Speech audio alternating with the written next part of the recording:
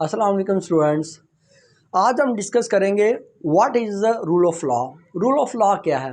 Rule of law basically ये इस तरह का एक टॉपिक है जिसमें प्रोग्रेस है, जिसमें मूवमेंट है। इसको एक्सप्लेन करने के लिए मैं एक और टर्म का ऐड करूंगा, वो है rule of man. Rule of man से रूल ऑफ लॉ तक के सफ़र को आज हम डिस्कस करने जा रहे हैं। आज से कोई 2000-3000 साल कबल जब बादशाहत का निज़ाम था तो तब रूल ऑफ मैन था। एक आदमी जो था वो सब पे भारी था। लेजिस्लेचर था, वो जुडिशरी में जस्टिस वो खुद ही था, एग्जेक्टिव भी वो खुद ही था। ठीक है, तो वो उसके लिए कोई कानून नहीं था, लेकिन सारे कानून उसके नीचे थे, उसके मातहत थे। वो जिसको चाहता फांसी दे देता, जिसको चाहता आज़ाद कर देता। तो और उसके ऊपर कोई लॉ नहीं अप्लाई होता था। तो ये रूल ऑफ मैन था। लेकिन रूल ऑफ लॉ का मतलब ये है कि कानून की बालादस्ती, कानून सबसे ऊपर होना चाहिए। जिस तरह इमरान खान साहब बात करते हैं कि रूल ऑफ लॉ होना चाहिए, हमारे मुल्क में रूल ऑफ लॉ नहीं है। उनके बकौल के रूल ऑफ लॉ का यही मतलब है कि इक्वालिटी बिफोर द लॉ होनी चाहिए। और इसके कुछ एलिमेंट्स हैं, वो उनको आगे जाके हम डिस्कस करेंगे। रूल ऑफ लॉ कहाँ से स्टार्ट होता है? ये 4 और 5 सेंचुरी बीसी में स्टार्ट होता है। बीसी मीन बिफोर क्राइस्ट, यानी कि कबल इज़ मसीह। तो अब से अगर हम देखें तो कोई 2500 साल कबल ये स्टार्ट होता है। वैसे तो रूल ऑफ लॉ इससे पहले भी हुआ होगा, लेकिन हम इसे तब से अकाउंट करेंगे जब से हमारे पास इसका कोई हिस्टोरिकल एविडेंस है। तो वो एथेंस जो ग्रीक पीरियड है वहाँ से हमें मिलता है। तो ये वहाँ से स्टार्ट होता है रूल ऑफ लॉ, कि जहाँ पे कानून की बालादस्ती थी। और इसके बाद फिर नबी सल्लल्लाहु अलैहि वसल्लम, इस्लाम का जो पीरियड है, इस्लामिक पीरियड है, रियासत मदीना का जो पीरियड है, वहाँ पे नबी सल्लल्लाहु अलैहि वसल्लम ने रूल ऑफ लॉ को प्रोमिनेंट किया, रूल ऑफ लॉ को डोमिनेंट किया। और जब बनु मखजूम कबीला की एक औरत फातिमा बिनते असवद ने चोरी की, तो उसकी सिफारिश के लिए लोग आए कि जी इसको छोड़ दिया जाए। तो आप सल्लल्लाहु अलैहि वसल्लम ने फरमाया इस पर हद लगेगी, ये तो फातिमा बिनते असवद है ना। अगर फातिमा बिनते मोहम्मद भी होती, मैं मोहम्मद सल्लल्लाहु अलैहि वसल्लम की बेटी भी होती, तो उसके ऊपर भी ये हद लगती। इसका मतलब है रूल ऑफ मैन नहीं था वहाँ पे, रूल ऑफ लॉ था। कानून की बालादस्ती थी, सभी कानून के नीचे, कोई भी कानून के ऊपर नहीं था। तो ये रूल ऑफ लॉ है। और रूल ऑफ लॉ के बारे में प्लेटो और अरिस्टोटल जो हैं वो 4 सेंचुरी बीसी में है, यानी कि आज से 2500 साल पहले। और 4 सेंचुरी बीसी से मुराद ये है कि 400 साल कबल इज़ मसीह। तो प्लेटो जो है वो कहता है कि law should be supreme in nature.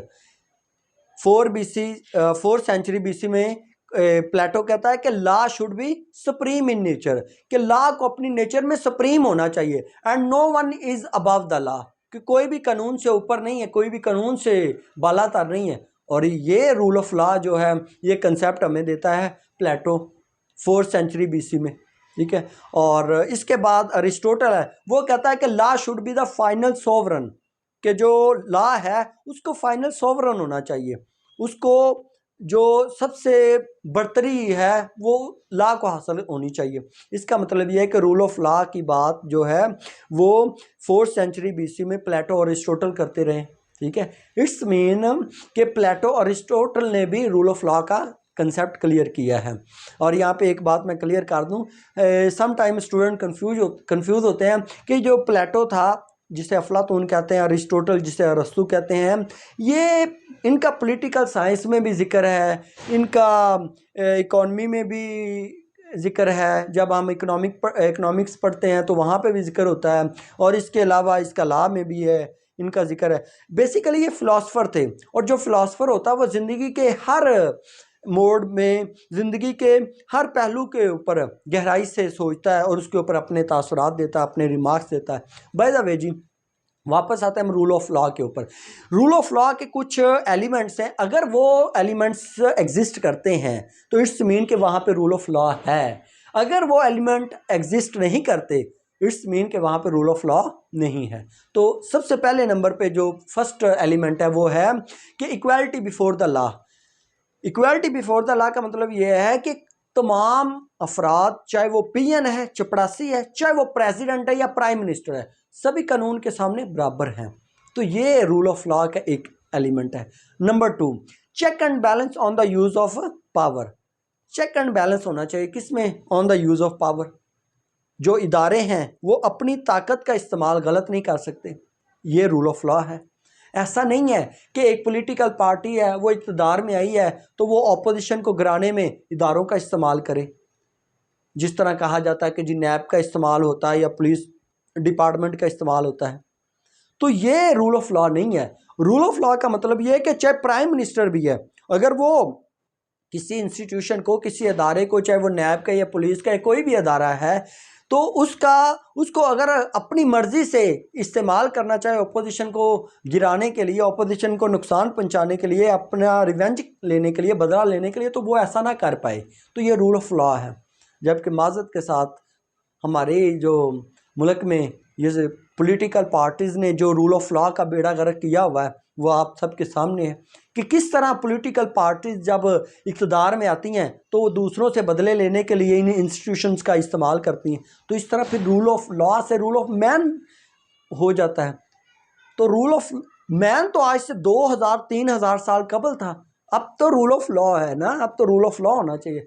Bye the way जी, थर्ड एलिमेंट जो है वो ये है कि जो जुडिशरी है, अदलिया, इंडिपेंडेंस ऑफ द जुडिशरी। अदलिया आज़ाद होनी चाहिए, अदलिया के ऊपर कोई प्रेशर नहीं होना चाहिए आपने इस तरह फैसला करना है, इस तरह करना है। जो लेजिस्लेशन है, पार्लियामेंट है, लेजिस्लेशन, वो इंडिपेंडेंट होनी चाहिए, जुडिशरी इंडिपेंडेंट होनी चाहिए, एग्जेक्टिव इंडिपेंडेंट होनी चाहिए। तो ये रूल ऑफ लॉ है।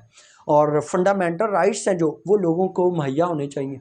फंडामेंटल राइट्स से मुराद ये है कि फ्रीडम ऑफ स्पीच है, ठीक है, और इसी तरह राइट टू असेंबल है, यानी कि गेट टुगेदर करने का या कोई कहीं पे जमा होकर प्रोटेस्ट करना, ये सारे के सारे फंडामेंटल राइट्स हैं, ये लोगों को मुहैया होनी चाहिए। इट्स मीन के रूल ऑफ लॉ है।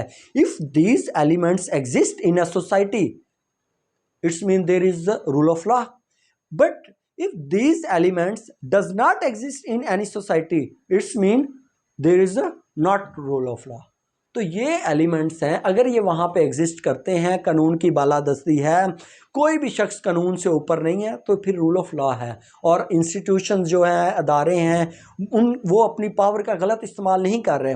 कोई भी शख्स है, उसको एक ओहदा मिला हुआ, उसको अथॉरिटी मिली हुई है, चाहे वो जजेस हैं, चाहे वो मिनिस्टर्स हैं, कोई भी हैं, या फिर ब्यूरोक्रेसी है, ब्यूरोक्रेट्स हैं, तो अगर वो अपनी पावर का मिस यूज़ नहीं कर रहे, अपनी पावर को, उनकी पावर को चेक एंड बैलेंस मौजूद है, तो इट्स मीन का रूल ऑफ लॉ है। आई होप कि आज का topic rule of law clear हुआ।